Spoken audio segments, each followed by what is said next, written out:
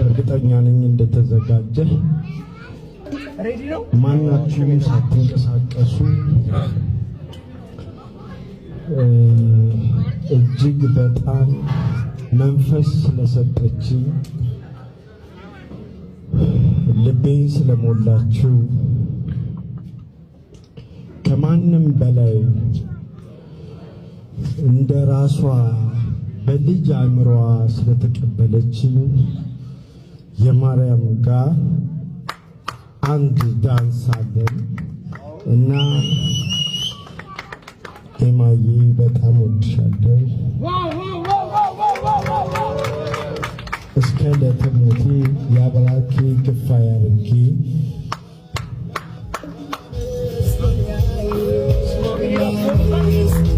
Thank you. Thank you.